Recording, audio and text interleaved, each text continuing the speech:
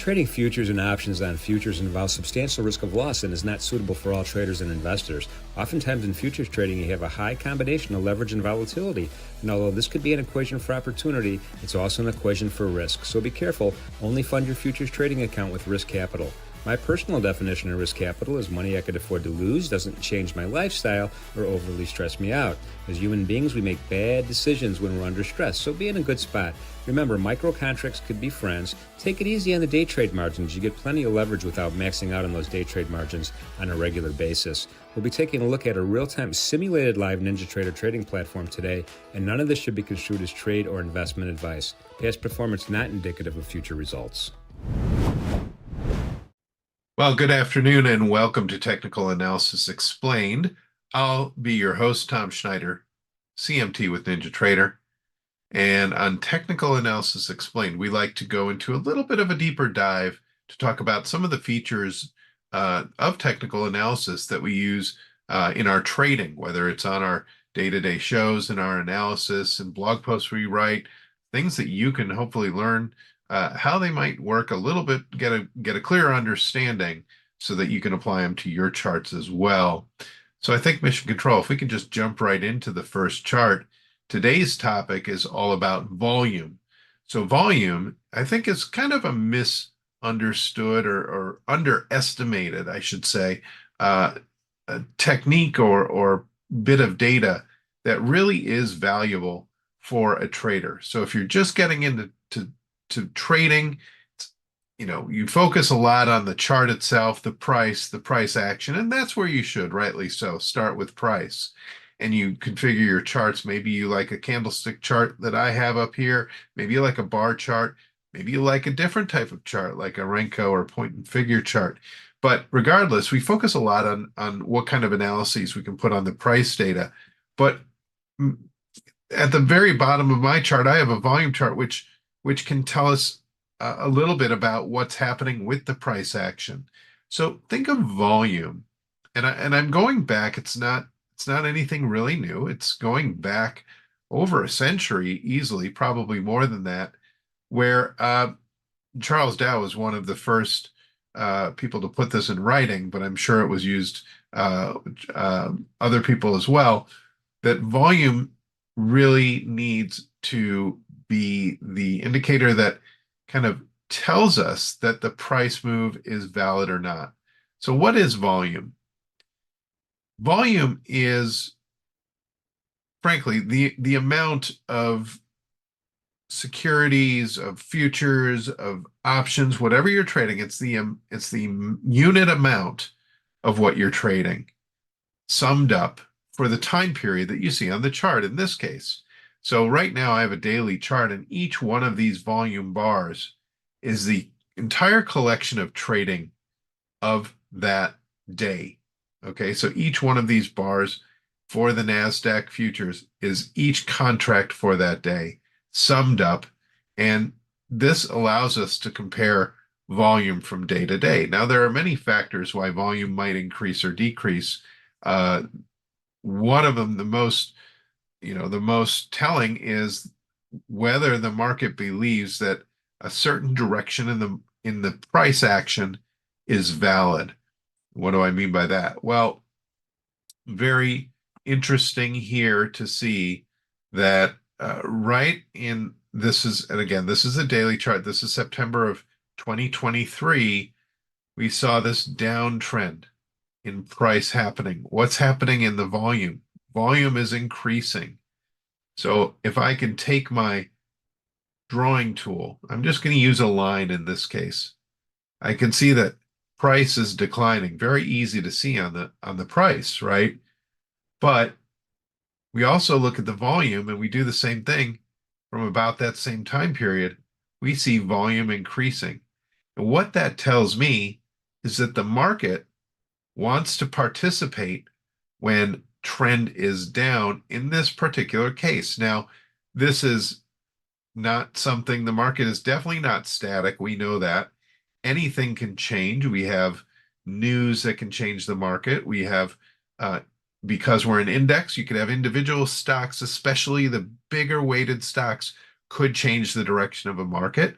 That could happen during earnings season. So there is some seasonality. We have Fed meetings, right? The Fed can make an announcement, and that could change the direction. That could also change the direction of volume as well. So what I see here is when we look at the trends in the market, we can also look at the trends in prices, in volume. And I grabbed the wrong tool here, but this should be a flat line instead of a flat ray. So we'll change that. F2, we could do this. You can also use a path. Path is a nice tool if you want to just continue to draw. It's like having your own drawing tool that doesn't stop. So I can go up and down, and up and sideways and up, right? And I'm just going to double click here. And you could do the same thing with volume. So why would I do this? Well, again, I want to know while we're in a trend, what's happening. Volume is declining. Look what happens here. Price is declining. Volume is declining as well. So it tells me that this move, well, it's the beginning of the downtrend and then a turn up. Volume is declining, kind of flattening out. When it's flattening out, you could actually probably move this a little bit closer here. Let's do this. Nope, this isn't going to work that well. There we go. And you can flatten that out. Say, well, it didn't really like this downward trend, and it kind of flatlined as the market went up. It stopped going down, and this could also be seasonal, right? November going into December, we have some holidays in there, so volume tends to trend down.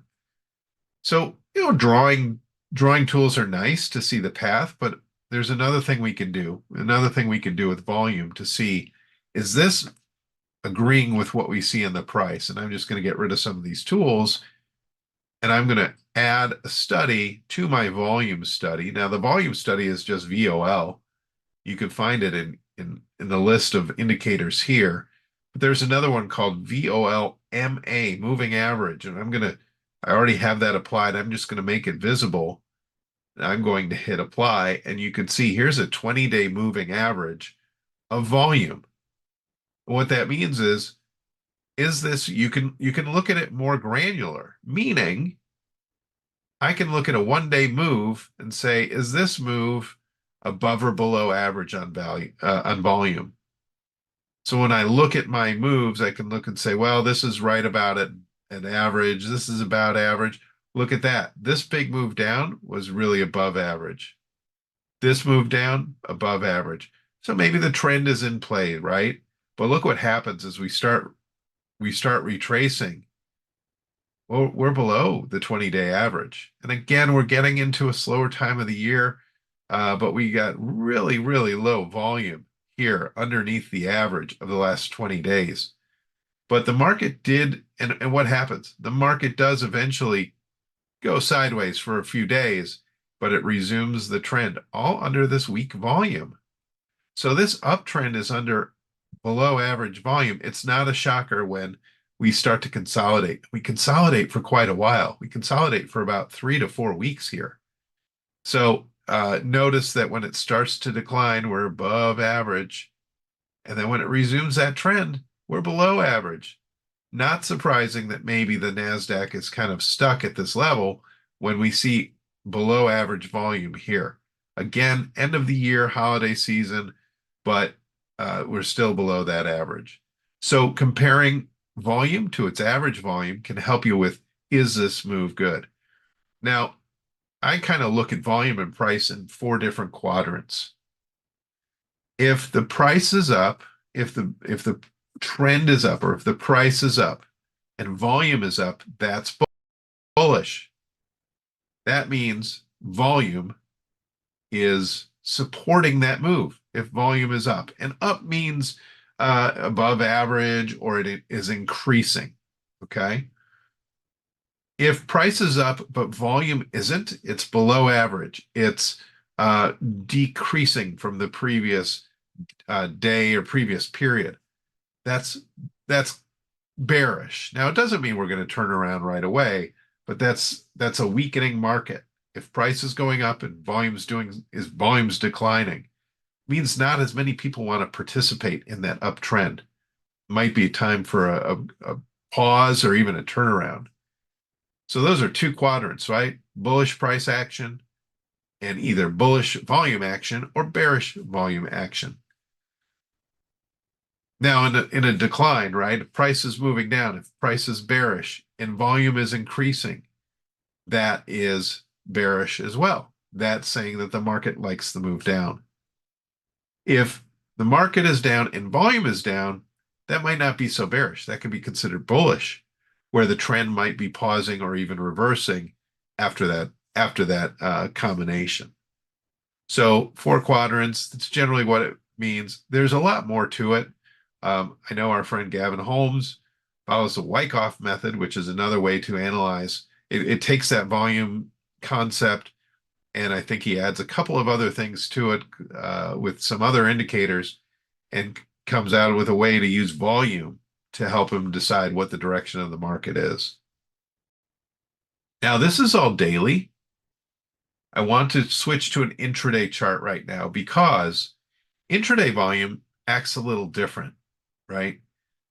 And what I'm looking at right now are the last two full days of the NASDAQ. And you'll notice that this is a full session. In fact, I should pull it back a little more to get two full sessions.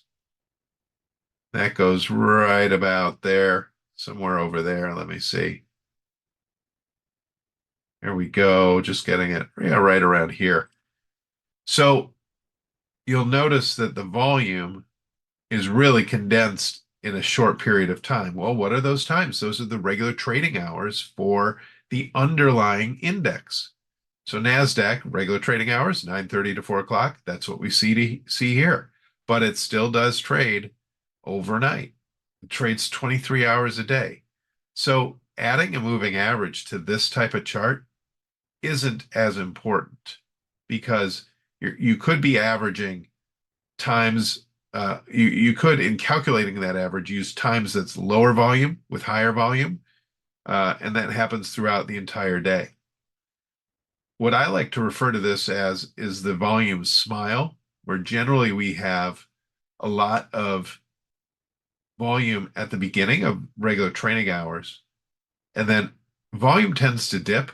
We get into the middle of the day, people take lunch, the big positions, the investment banks, the hedge funds, all those big players, they've already put their positions on, and so now we're just monitoring. At the end of the day, usually you see some unwinding of those positions. Retail traders certainly might be in the morning, out in the afternoon, and that adds up to a little bit of a spike. Now, the last couple of days in NASDAQ, it seems like that smile has been really uneven. What I like to do is I can cut out that time where there's not a lot of volume just by going to my data series, and I can use the trading hours instead of this instrument settings. I can use the exchanges, US index futures, regular trading hours. And we can actually, let's pull in some more days just to see what that looks like. And now you see more of a reset every day where the volume spikes at 9:30, comes down, starts to increase a little bit at 4 o'clock, has been really uneven. This is more of a normal smile right here.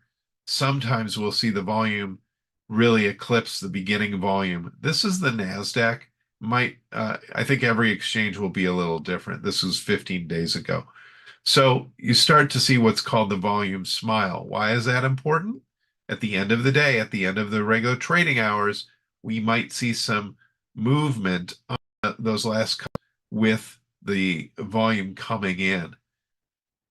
So just something to be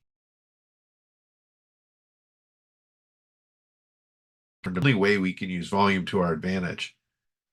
What I've shown is time axis. That means all the volume per the time period.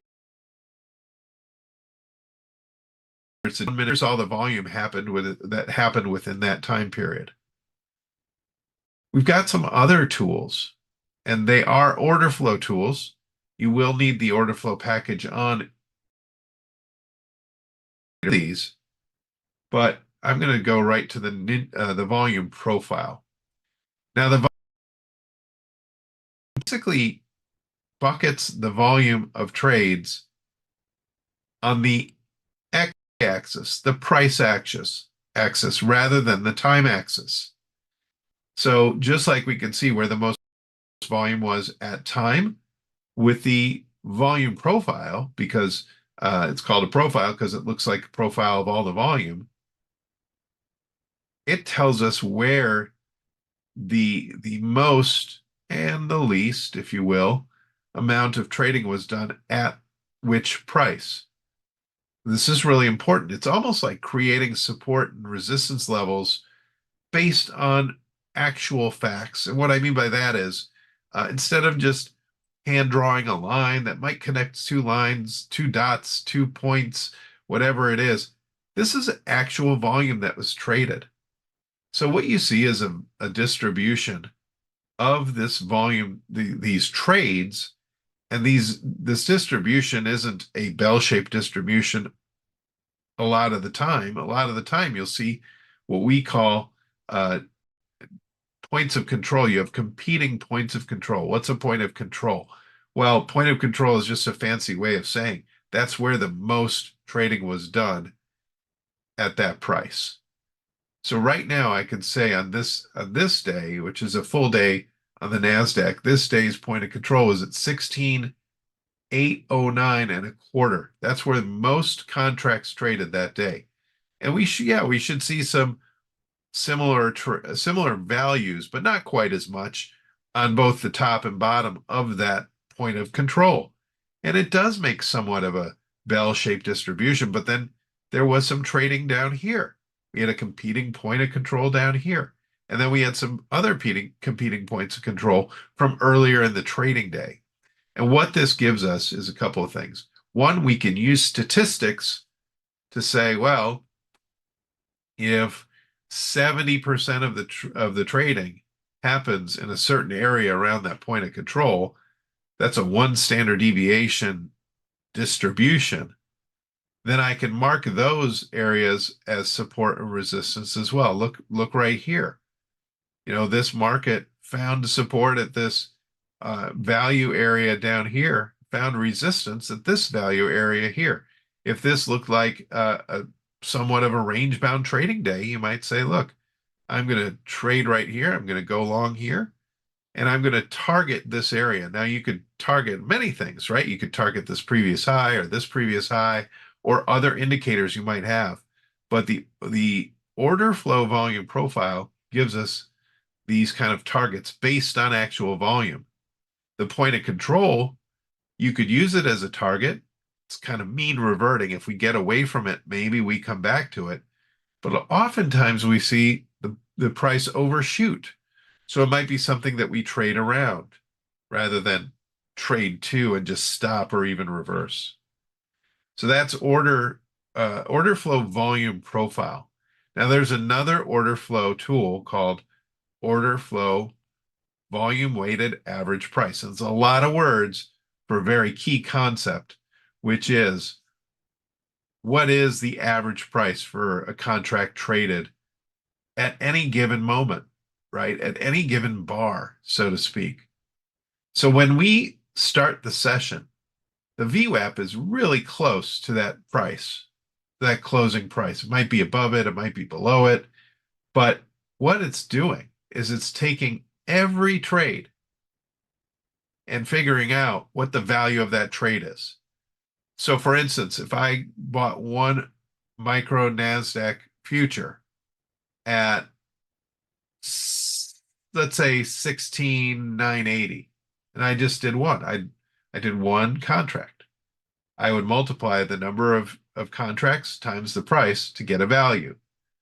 Now, let's say Jim Cagnina was trading, he did 10 micro NASDAQs, but he traded at 16,960 instead of 980.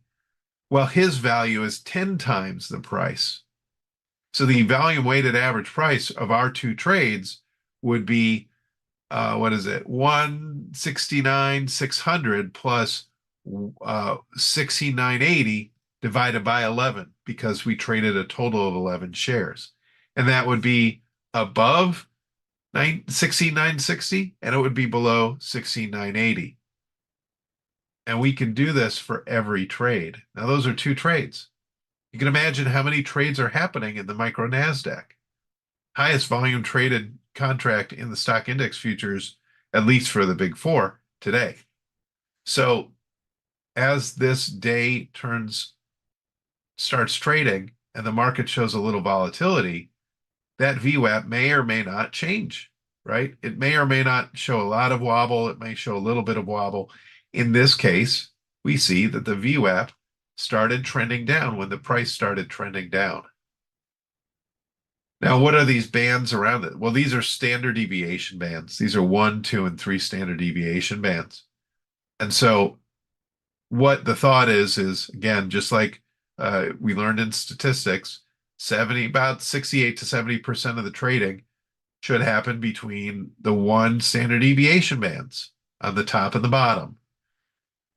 And then the same can be said, there's another percentage, another 25% between the second standard deviation bands, and then you go up to 96, 97% total for the third. And you don't really get to the third standard deviation band all too often. But what these bands tell us is a couple of things. One is it tells us an average that resets every day. If you do it per session, you could do it for the year if you wanted. You could tie it to a different year, or the beginning of the year, different day. But generally, I want to know what the direction of the market is with an average. Well, this is trending downwards. And I want to use these VWAP bands as guides, meaning sometimes the trend will hug one of the bands. In this case, it hugged the second standard deviation band. If it starts to get away, I have a natural target in the first standard deviation band. And then if it holds, it might revert to that second standard deviation band and it might hug it again. And then it has a natural target to the upside when it gets away from that band. And eventually it makes its way back to VWAP. Now, traders at institutions or traders at hedge funds, they're executing trades on behalf of their parties. They're using VWAP as a guide to be graded. So if you're a trader and you're buying stock or you're buying futures, you want to buy under VWAP. You want to buy less than the average price. That's a good thing. And if you want to sell contracts, you want to sell futures contracts, you want to sell them above VWAP. You got a better price than the average price. So VWAP is very important because traders are really following this. And they're the ones that, frankly, with their volume, they move a lot of the markets.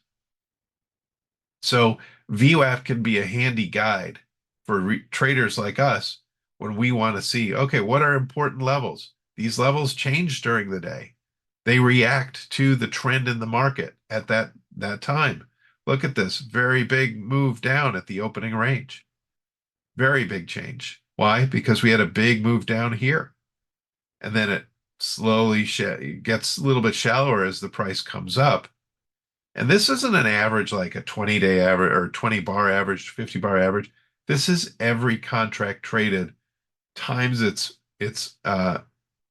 every trade. You take the number of shares or the number of contracts, you multiply it by price, and then you take all of the contracts traded and you divide that into the total value after you sum them up.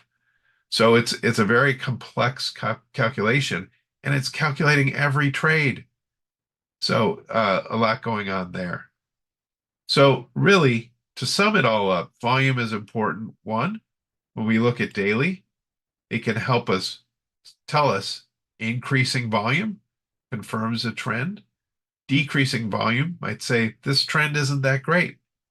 You can also use moving averages to compare volume and say, is this a good move or is it not a good move? Intraday. Intraday, we can look at volume too. We don't really need that moving average, but I do want to look at the smile and see volume smile and see if we're going to get a big move at the end of the day. Is that going to be a momentum play for me. Volume profile. It's like drawing natural trend lines. These values, the value area, 70% of the trading, and the point of control right here. These can be support or resistance lines. And then VWAP. What is the average price based on everything traded today? And the standard deviation bands, along with VWAP, can help guide our trading targets for support, resistance. It's really fascinating stuff, and I think most traders should have this. If you're a serious trader, VWAP is a really cool tool. With that, I'm going to close the show. I want to thank you for coming and watching Technical Analysis Explained, and we'll finish the day at 3:15. Michael Burke will be hosting Bars Closing. Hope to see you there. In the meantime, have a great trading day.